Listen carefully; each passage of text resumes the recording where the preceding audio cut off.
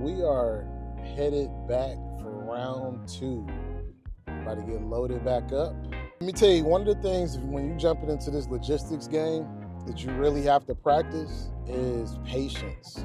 You're not going to leave at the designated time, or you might not get home at the designated time. You might deal with traffic. Really, even when you go to some of these warehouses to get loaded up, I mean, a lot of things can come into play with you being loaded up on time and being able to leave when you could have left. And so that's been one of my areas of improvement, is just working on patience, because clearly, we're not paid by the hour or anything like that. So time is money. And I value my time so much. And so when I feel like, my time is kind of being not utilized in the way that it should, it gets a little annoying, not gonna lie.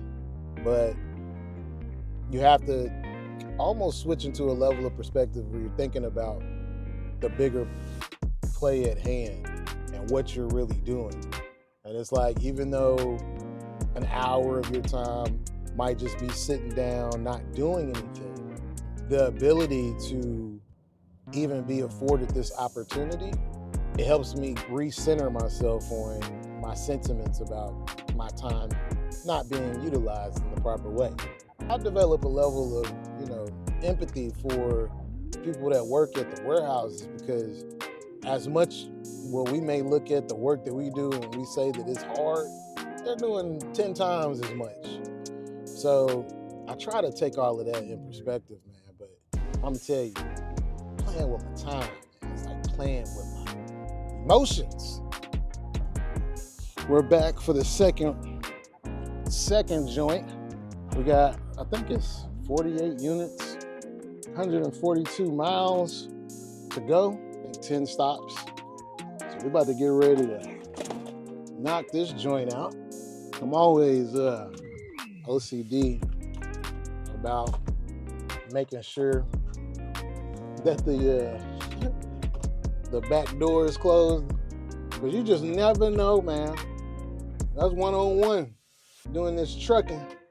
Make sure that your door is closed, because you don't want no mishaps on that road, man. All right, we closed. I always have to double check. Shout out to my boy Trey. He took the liberty to load the truck for me. So that was one less thing that I had to do. We're getting to our first stop pretty early, so we should get back in some relatively decent time. Yeah, my man got his dog with him. What you doing? So yeah, we should get back in a relatively decent time, man. And this is where I say, like, you have to be very indifferent. I was truly expecting a heavier load today, considering that all last week we couldn't run. But thankfully on Friday, they were able to do some catching up with some of the deliveries. My morning route was cram-packed, but this afternoon route, this is like normal. So outside of the weather conditions, man, this should be a pretty seamless day. I think my first 3 or 4 stops are only getting one tire. I do get an opportunity to go. Right now, my truck is in the shop. Once again, like I was mentioning, I had a breakdown. It was transmission fluid leaking everywhere. And what it appeared to be was a hose that was missing. So it's about $600 or so to get that repaired. I'm really kind of at my wit's end on putting money into this truck, but I got it at such a decent deal, and it's perfect for this line of what I'm doing. But there's so many lessons that you learn. This is why I think it's valuable to, do your due diligence with research and try to seek out some type of mentorship, man. Seek out somebody who has went through and made these mistakes ahead of you, because it will save you so much time and money. My truck that I bought was a 97, only had about 148,000 miles on it. It was in great shape, but there were a lot of nuances that I just wasn't aware of. If you're jumping into the logistics world, some of these contracts that you're going after, they require your vehicle to be no more than like 10 years, no older than 10 years, I'm sorry. So, you know, it's 2024. That means your options are already slimmed down to 2014s or higher. You know what I mean? So I didn't know this at the time when I went to buy my truck. And that would have played a factor in me purchasing it, despite how good it looked for it to be a 97. I would have accounted for, well, you know, I could spend an extra few more thousand and get a newer model that would have been a little bit better for some of the contracts that I'm applying for. But again, the contract that I currently have doesn't require, you know, the year to be that. Just needs to be something that's reliable, something that can ultimately get the job done. So yeah, you definitely want to invest in some type of like training, some type of course, some type of mentorship that you can get some guidance, or you just want to make sure you do your research when jumping out into this world. It is a very rewarding opportunity, but it requires some work. If you're willing to put in the work, then you can reap the benefits, which is the case with anything, really. You willing to put in the work, man, it's inevitable on what's to come. So just like that, we have finished our last stop. We are done for the day. Pretty quick day, considering I thought it was going to be a little bit longer, just because we wasn't able to run all week. But thankfully, it wasn't too terribly bad. We're about 45 minutes from the warehouse.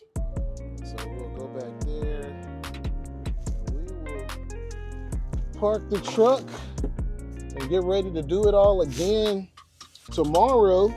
Got to our first stop at about 12:20, leaving our last stop at 3:20. This is why I say a lot of times, man, people they'll really freak out and kind of be like, man, ain't no way I'll go through and have to touch the freight and be delivering the tires and this, that, and the fourth. But man, y'all don't know what I've been through. Y'all don't know the things that I had to do. And I ain't had to do nothing too crazy. But I'm just saying, from where I came from, this is more than just a blessing. And it's just something magical that happens when, I don't know, you bet on yourself. We are a year into not clocking in. Betting on me is just a trip to see how everything has kind of panned out since then. So anyway, man, make sure y'all hit that like button, share this with your friends, subscribe, because we're going to be coming at you with this content. We're going to be coming at you in this day of the life, because I feel like a lot of times until your awareness expands, you don't realize how possible it is for you to accomplish certain things. And so if I can be an individual that can come in and offer some type of insight into whatever it is, then I'm obligated to doing it. So as always, man, be intentional with your everyday movements, and how you do anything is how you do everything. Let's go.